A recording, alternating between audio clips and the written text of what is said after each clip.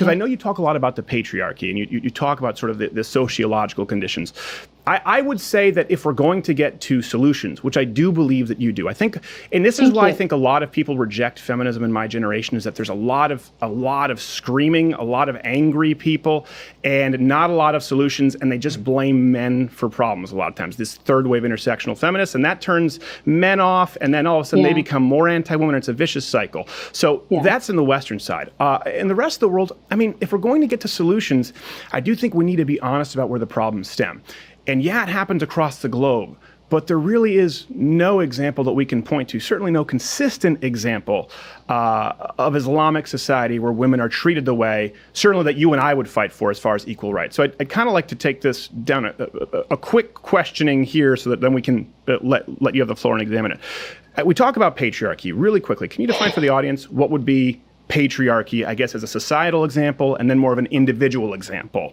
So you're saying, what is, I love your questions. They're like, you know, it should be like the middle of the night in the dorm room, like staying up all night talking about. Well, we don't have that much time, so I'm trying to do the sort of Socratic method here. Okay, let me give you what patriarchy. What is patriarchy? A very male-dominated society, pretty much centered around the fatherhead figure, the patriarch. I think we can agree. What is patriarchy? Yeah. Is that your question? Well, I think let's move on to an individual example, because I think we can go on that for a long time. But like in an individual example of patriarchy, would we say that a family where a man is the sole breadwinner, the woman works at home, she's a mother, through no choice of her own, he's not very loving, he's not very caring, he's emotionally abusive, goes out with the guys, doesn't treat her well, would we say that's an example of a toxic patriarchal household? I wouldn't. No? Okay. No. Why not? Well, the question is, does she have choices, right? If she has the choice to ask for counseling, get a job, have some financial autonomy, like because of the second wave, she has a lot of opportunities to change her life that she didn't have 40 years ago. You know, she can get a credit line, she can move out, she can say, I need a therapist with you or else I need a divorce. She can get a divorce. This is the libertarian in you. Okay, I'm following.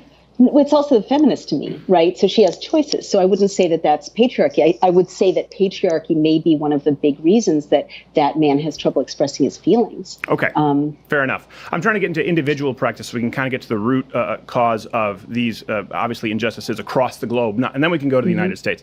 Would we say, for example, we're talking about religion, Jesus Christ, a man who saved a woman from being stoned, said treat your wives as equals among you, treated a woman as equal among men, was very rare at this point, had no wives, committed no physical abuse or emotional abuse.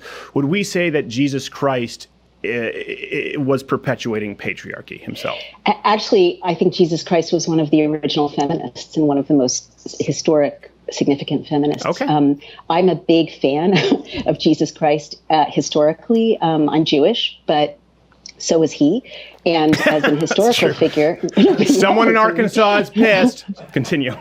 They can be pissed. It's just historically accurate. You know? But like there's been a... He's a Jew! Yeah, go ahead. Okay, let's rein that in there.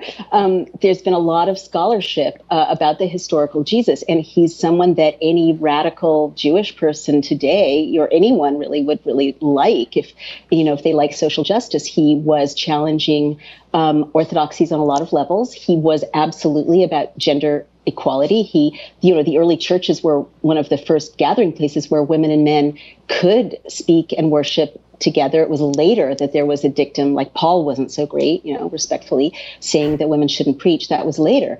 Jesus never said that. And there were, Mary Magdalene was, there's a lot of historical research that shows that she was a teacher. And also that a lot of the things that he was doing, like having slaves and wealthy people and prostitutes and tax collectors who were reviled sit down together and break bread together, that was like a radical statement about social justice and social equality. It was very unpopular at the time, got him killed, but I'm a fan. Okay. I'm asking. Good. So we agree. I think we agree on that point. So this is the starting off point. Christ, like you said, some horrible examples. Doesn't mean I'm a big fan of organized Christianity. Doesn't at all. A lot all. Of organized religions. And we would agree on that. People who don't know that Jesus was a Jew, people who beat their wives, bad people. Okay, let's put them aside. Yeah. So this is Jesus Christ, the founder of the feast, as we can put him. What about someone, let's say, who lived a life, who took several wives, some of whom were 6, So you're talking about consummated Muhammad. against their will. Of course I am.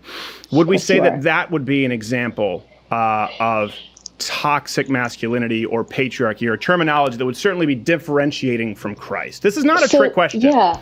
So it's not a trick question, but I think, honestly, Stephen, it's not worthy of you. Like, you're a really thoughtful person. You have a big platform. If you go back... Finding the root cause of equal rights for women across the globe who have their genitals mutilated and can't drive cars and can't enjoy the same rights that people enjoy 100% in the United States and the Western world. Respectfully, I don't really, and I think it's beneath you to say that something's beneath me. Let's argue the ideas, not use this sort of undercutting tactic of character. That's fair. I think that's fair. Go ahead. Let me say, I think it's a reductive question. How's that? Sure is.